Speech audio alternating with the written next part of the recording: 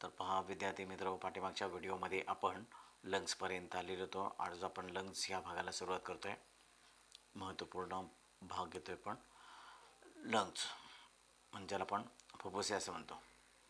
A lungs is present on other sides of the heart and in the thoracic cavity. Thoracic cavity ज्याला आपण छातीचा पिंजरा असं म्हणतो, त्या छातीच्या पिंजऱ्यामध्ये ह्या फुफ्फुसांचे स्थान असते. Either side of the heart, हृदयाच्या दोन्ही बाजूंना एक एक असं लंग्स असतं. Other sides lungs is present, हृदयाच्या दोन्ही बाजूला एक असं, म्हणजे मध्य भागी हृदय आणि नंतर एका बाजूला उजव्या बाजूला एक लंग आणि दुसऱ्या बाजूला एक, असे दोन असे ही लंग्स जे आहेत ते लंग्स आपले दोन्ही बाजूंना पाहायला मिळतात. Maximum area of the thoracic cavity is occupied by the lungs and they cover the maximum part of the heart.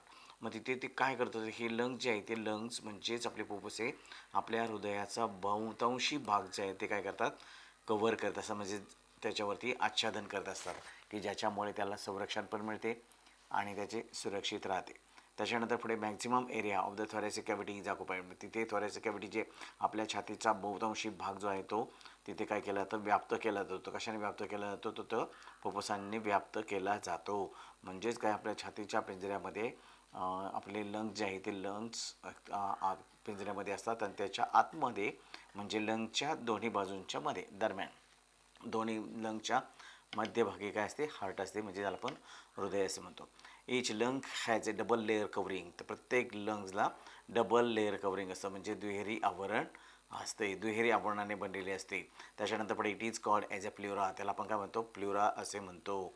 हे लक्षात ठेवायचं, म्हणजे त्याचं कवरिंग जे आहे, लंगचं कवरिंग जे आहे त्याला आपण काय म्हणतो, प्ल्युरा असं म्हणतो. त्याच्यानंतर पुढे lungs are elastic like sponge. ते स्पॉन्जप्रमाणे इलॅस्टिक असते, म्हणजे त्याचं आकुंचन आणि शिथिलीकरण व्हावं लागतं, यासाठी ते कसे असते, इलॅस्टिक असते. The lungs are made up of a many small compartment. आता त्याच्यामध्ये लंग्समध्ये काय असतात, स्मॉल कंपार्टमेंट असतात, म्हणजे काय असे छोटे छोटे कप्पे असतात. त्याच्यानंतर पुढे कॉल्ड ॲज अल्वेलाय. त्याला आपण मराठीमध्ये वायुकोश असं म्हणतो. अल्वेलाय म्हणजे ज्याला आपण वायुकोश असं होतं. वायुकोश म्हणजे इथे आपल्याला दाखवलेले हे संपूर्ण हे छोटे छोटे भाग जे आहेत हे सगळे त्याचेच आहेत. कशाचे, त्याला आपण काय म्हणतो, अल्वेलाय असं म्हणतो. Rich network of the capillaries. Capillaries कोणत्या, द ब्लड कॅपिलरीज. त्याच्यामध्ये काय असतात, त्याच्यामध्ये अत्यंत महत्त्वाचा भाग की त्याच्यामध्ये असंख्य अशा अगणित न मोजता येण्यासारख्या अशा ब्लड कॅपिलरी असतात प्रेझेंट अराउंड ईच अल्वेलाय. त्या अल्वेलायच्या बाजूने, प्रत्येक अल्वेलाय प्रत्येक वायुकोशाच्या भोवती किंवा बाजूने, बाहेरील बाजूने काय असतात, ब्लड कॅपिलरीज असतात. त्याचं नेटवर्क असतं, म्हणजे जाळं असतो. त्याच्यानंतर पुढे walls of alveoli and capillaries are extremely thin. आता त्यांच्या भिंती कशा असतात, भिंती का म्हणजे त्याचे पडदे जे आहेत ते पडदे कशाचे, तर अल्वेलाय म्हणजे याला आपण वायुकोश असं म्हणतो, वायुकोश.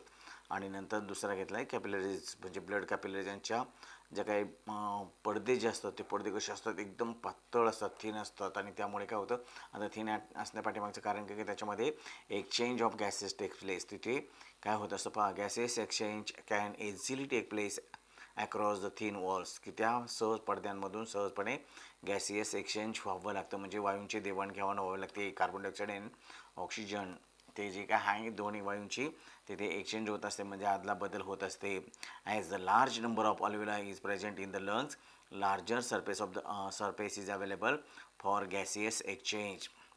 तिथे मोठ्या स्वरूप जे आहे, म्हणजे मोठ्या प्रमाणात नंबर ऑफ अल्वेलाय म्हणजे वायुकोशांची संख्या ही अगदी प्रचंड असल्यामुळे किंवा संख्या अधिक असल्यामुळे काय होतं, तिथे मोठा एरिया त्याच्यामध्ये स्थापित केला जातो आणि त्यामुळे गॅसेस एक्सचेंज जी आहे ती सहजपणे चांगल्या प्रमाणात होते. आता हा संपूर्ण भाग जो आहे तो संपूर्ण भाग, आता इथे आपण त्याच्यावरती जाऊया.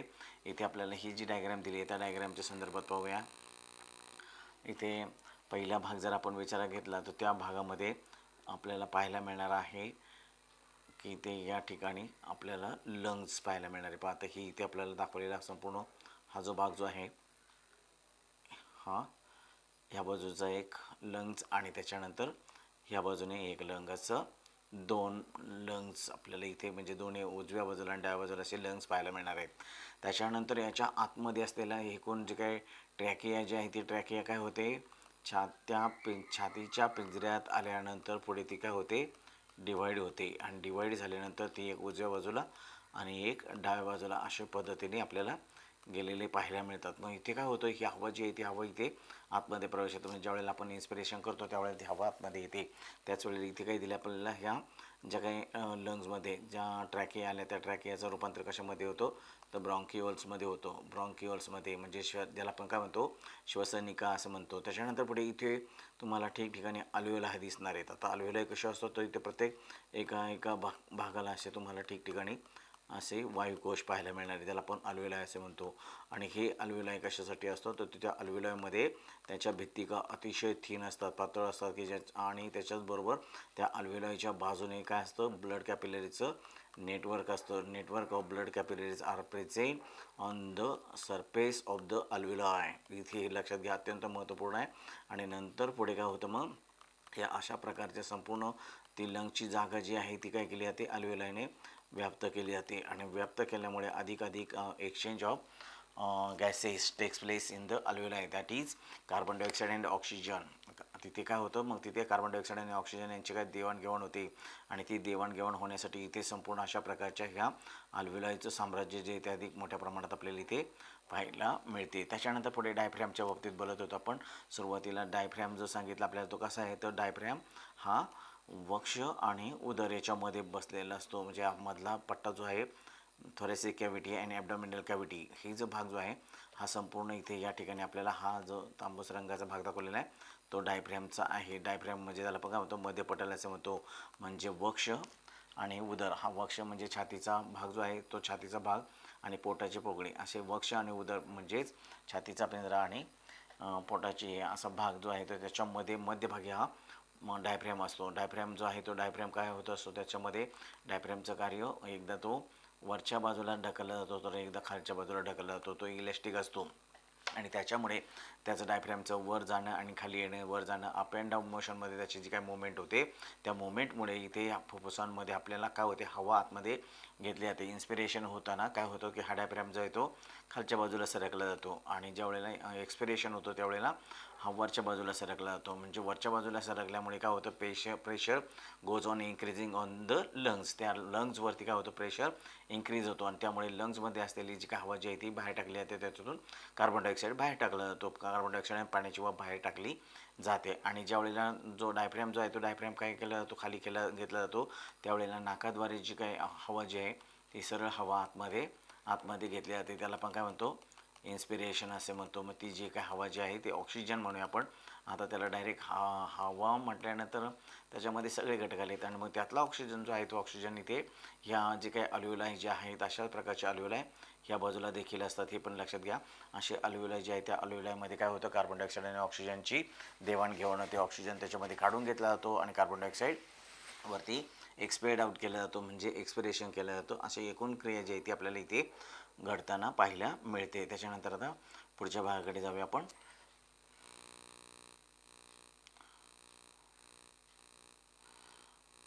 Gases of exchange of gases in the lungs. तर गॅसेस ऑफ एक्सचेंज इथे काय दिली ती माहिती पाहूया आपण.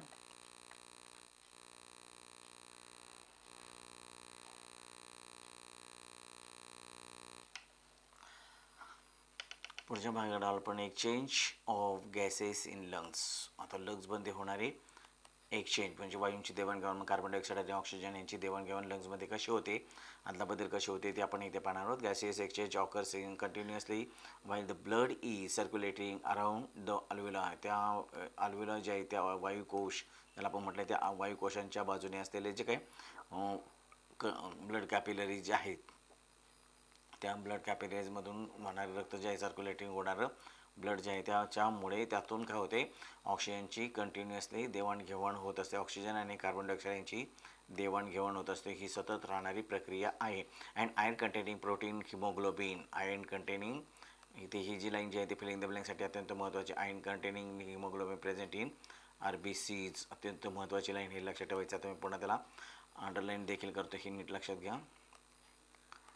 तर त्या हिमोग्लोबिन जे आहे आपल्या रक्तामध्ये असलेला घटक हिमोग्लोबिन, ज्याला आपण RBCs असं म्हणतो. RBCs म्हणजे रेड ब्लड कॉर्पस्कल्स और रेड ब्लड सेल्स, असं आपण दोन्ही पण कॉर्पस्कल्स किंवा सेल्स शब्दाचा वापर केला जातो. त्याच्यामध्ये काय आहे, त्या आर-बी-सीजमध्ये काय असतो, हिमोग्लोबिन असतं. हिमोग्लोबिन म्हणजे रक्तामध्ये हिमोग्लोबिन असतं. हिमोग्लोबिन तयार होण्यासाठी आयर्नची म्हणजेच लोहाची गरज असते आणि ते असे जे काही आयर्न कंटेनिंग प्रोटीन जे आहे त्याच्यामध्ये हिमोग्लोबिन असतं आणि हे हिमोग्लोबिन काय करते, तर तिथे ऑक्सिजन वाहून नेण्याचं कार्य करत असते. Haemoglobin absorb the oxygen from the air in to alveoli. हे पुन्हा आपल्याला महत्त्वपूर्ण लाईन जी आहे ती पुन्हा फिल इन द ब्लँकसाठी महत्त्वाची आहे. इथे हिमोग्लोबिन जर आपल्या शरीरात जर चांगल्या पद्धतीने असेल, रक्तामध्ये चांगल्या मोठ्या प्रमाणात असेल, तर त्या ठिकाणी आपल्याला ऑक्सिजनची मात्रा कमी पडत नाही. म्हणजे हिमोग्लोबिन हे ऑक्सिजन वाहून नेण्याचं कार्य करतात. एवढं लक्षात ठेवायचं. अत्यंत महत्त्वपूर्ण लाईन आहे.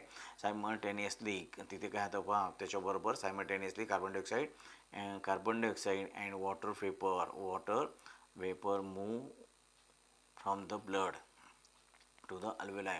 मग त्याच वेळेला काय होतं, ज्या वेळेला जी हिमोग्लोबिन जे आहे ते हिमोग्लोबिन ऑक्सिजन वाहून नेण्याचं कार्य करत असतं किंवा ॲब्सॉर्ब करत असतो, त्याच वेळेला काय होत असतं की कार्बन डायऑक्साईड आणि पाण्याची वाफ जी आहे ती काय केली जाते, रक्तामध्ये मिसळली जाते. आणि त्याच्यानंतर पुढे काय होतं, thus the oxygen is taken in to the blood. अशा पद्धतीने ऑक्सिजन जो आहे तो काय केला जातो, रक्तामध्ये घेतला जातो. आणि त्याचबरोबर carbon dioxide and water vapours are remove from the blood. ही नीट लक्षात घ्यायचं आहे, अत्यंत महत्त्वपूर्ण आहे. आणि गिवन आउट बाय एक्सेलेशन ज्याला आपण एक्सपिरेशन असं म्हणतं. इन्स्पिरेशन म्हणजे श्वास आणि एक्सपिरेशन म्हणजे उच्छ्वास. इनहेलेशन श्वास घेणे, एक्सहेलेशन उच्छ्वास घेणे. आता इथे उच्छ्वासाद्वारे हे घटक जे आहेत ते घटक काय केले तर बाहेर टाकले जातात. कोणते घटक, कार्बन डायऑक्साईड आणि वॉटर वेपर. म्हणजे ज्यावेळेला आपण श्वास बाहेर टाकतो त्यावेळेला कार्बन डायऑक्साईड आणि पाण्याची वाफ बाहेर पडत असते. तो जर प्रयोग पाहायचा असेल तर सरळ काय करायचे, आरशासमोर जाऊन उभं राहायचे आणि आरशाच्या अगदी जवळ आपलं तोंड न्यायचं आणि जोराचा उच्छ्वास त्याच्यावरती टाकायचा आहे. मग उच्छ्वास त्याच्यावरती टाकल्यानंतर एक्सेलेशन केल्यानंतर तुम्हाला त्या आरशाचा पृष्ठभाग जो आहे तो धूसर झाल्याचं पाहायला मिळेल. म्हणजेच काय की त्याच्यामध्ये कार्बन डायऑक्साईड आणि वॉटर वेपर असतात हे सिद्ध होईल. म्हणजे तुम्हाला तिथे ते पाहायला मिळेल. असा एकूण जो भाग जो आहे तो आपण इथे पाहिला. त्याच्यानंतर पुढच्या भागाकडे आपण डायफ्रॅम. आता डायफ्रॅमच्या बाबतीत बोलूया आपण. डायफ्रॅम इथे राईट शॉर्ट नोट्स ऑनसाठी महत्त्वाचं आहे. Diaphragm is a muscular partition is present at the base of the thoracic cage ज्याला आपण छातीचा पिंजरा असे म्हणतो. त्या छातीच्या पिंजऱ्याच्या तळाशी कशाचं अस्तित्व असतो, तिथे एक पार्टिशन असतो. पार्टिशन म्हणजे त्याला आपण काय म्हणूया, मध्ये एक पडदा असतो. मस्क्युलर पार्टिशन स्नायुमय पडदा असतो. त्या पडद्यामुळे काय होते की वरचा भाग आणि खालचा भाग म्हणजे ॲबडॉमिनल कॅव्हिटी अँड थॉरॅसिक कॅव्हिटी जे आहे ते दोन्ही काय होतात, सेपरेट होतात. इथे दिले पाहिजे थॉरॅसिक कॅव्हिटी आणि ॲबडॉमिनल कॅव्हिटी जे आहे ते सेपरेट होतात. म्हणजे वरच्या भागाला आपण काय म्हणतो थॉरॅसिक कॅव्हिटी, ज्याला आपण छातीचा भाग असं म्हणतो, वक्ष असं म्हणतो. आणि ज्याला ॲबडॉमिनल कॅव्हिटी असतं त्याला उदर भाग असं म्हणतो. वक्ष आणि उदर असे दोन भाग असतात. तर वरचा भाग जो असतो छातीचा त्याला आपण वक्ष असं म्हणतो आणि खाली पोटाचा भाग जो असतो त्याला आपण उदर असं म्हणतो. म्हणजे छातीचा भाग आणि पोटाचा भाग याच्यामध्ये असलेला मस्क्युलर म्हणजे स्नायुयुक्त पडदा त्याला आपण काय म्हणायचे, डायफ्रॅम असं म्हणायचे. त्याला आपण मध्य पटल असं म्हणतो. त्याच्यानंतर पुढे this partition is called as a diaphragm. त्याला आपण काय म्हणतो, डायफ्रॅम. म्हणजे त्याला मराठीमध्ये आपण मध्य पटल असे म्हणतो. त्याच्यानंतर it is present in the thoracic cavity and abdominal cavity. Simultaneous rising up ribs simultaneously rising up ribs. आता तिथे काय होणार आहे पहा, रिब्स म्हणजे ज्याला आपण काय म्हणतो बरगड्या. मराठीमध्ये त्याला आपण बरगड्या शब्द असं म्हणतो. पण नीट लक्षात घ्यायचं आहे, ह्या काय होतात लोअरिंग. तिथे रायझिंग अप ब्रीड म्हणजे ज्यावेळेला तुम्ही श्वास घेता त्यावेळेला श्वास घेतल्यानंतर छातीचा भाग जो आहे तो फुगतो आणि श्वास बाहेर टाकल्यानंतर छातीची पोकळी जी आहे ती आतमध्ये जाते. असा एकूण भाग जो आहे त्यामध्ये काय होतं, लोअरिंग ऑफ डायफ्रॅम. म्हणजे डायफ्रॅम ज्यावेळेला खाली जातो त्यावेळेला काय होते, तिथे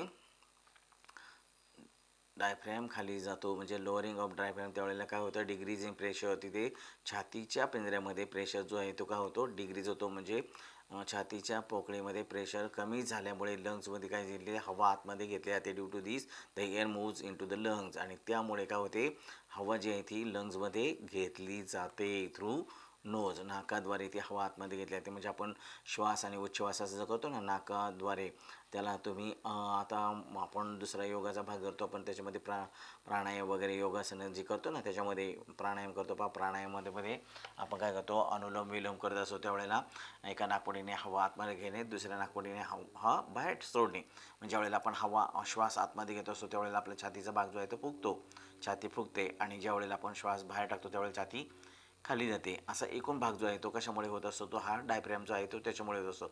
म्हणजे डायफ्रॅम जो आहे तो डायफ्रॅम वरती जाणे आणि खाली जाणे हा असा एकूण जो भाग आहे. म्हणजे समजा आता इथे आपण हे करूया, इथे असा मी हा समजा हा एक असा डायफ्रॅम इथे समजा मी असा तयार केला. याच्या वरच्या बाजूला काय आपल्याला इथे वरच्या बाजूला आहे ती थोरॅसिक कॅव्हिटी आहे आणि खालच्या बाजूला असणारे ॲबडॉमिनल कॅव्हिटी. मग ज्या वेळेला हा डायफ्रॅम जो आहे तो खाली खेचला जातो त्यावेळेला छातीच्या पोकळीमध्ये काय होते, प्रेशर जो आहे तो काय होतो, डिग्रीज जातो आणि त्यामुळे हवा जी आहे ती आतमध्ये घेतली जाते. आतमध्ये घेतल्यानंतर ती हवा कुठे येणार, ती लंग्समध्ये येणार आहे. आलं का लक्षात?